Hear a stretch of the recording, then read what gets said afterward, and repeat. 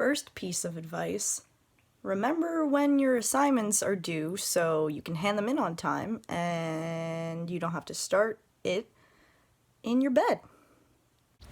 I'm editing this, and I just realized I forgot to say my name. It's Kaylin. It's Kaylin. Damn it, how do you forget that? I like cats and theater, traveling, music, hanging with my friends, and Dungeons and Dragons, playing Dungeons and Dragons with my friends, drinking with my friends, drinking alone. I don't know if that's sad, but I mean, camping, reading, art, drawing, dancing. Love dancing. Dancing is top tier. This part is hard indeed. I think I'm gonna end it there. Cool. Okay, advice section. This part, I have more to say.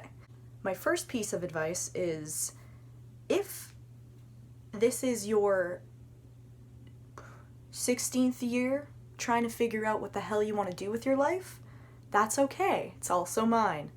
I spent 3 years prior to prof in Cégep not really knowing what I wanted to do. Still don't really know, and that's fine. So if you ever feel unsure, or you're being told like, well, you shouldn't be in this program if you don't know you want to be an actor, bullshit, it's okay. You're allowed to figure out your life at your own pace. Don't let other people influence that. Numéro 2, I'd say don't ever let anybody, teacher, staff, student, not necessarily just in the theater program, but anywhere throughout your career as an actor or as a student or as a human being, if they want you to do something that you're not comfortable with, or they want you to do something that you don't necessarily fundamentally agree with doing, or that you don't feel is necessary for you to express or for your voice to be part of that conversation, you don't have to.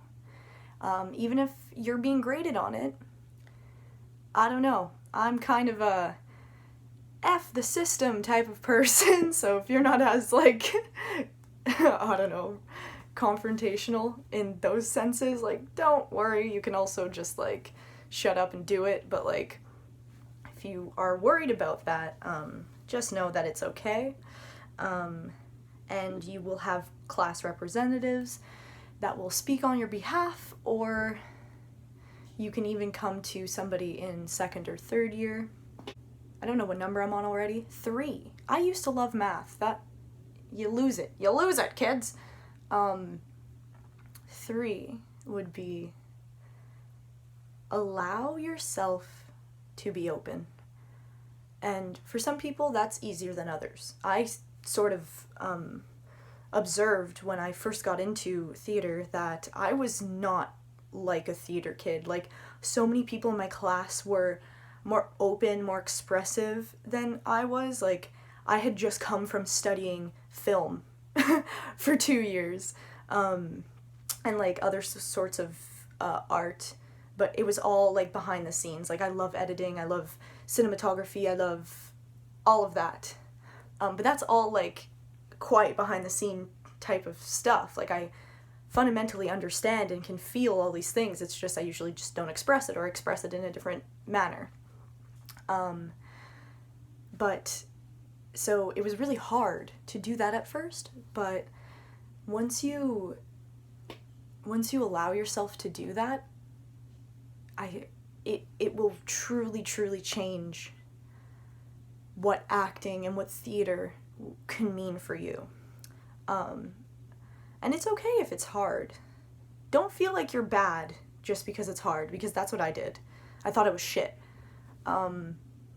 And I struggled with wanting to stay in it, even though I loved it so much. I was just like, if I'm bad, then what's the point?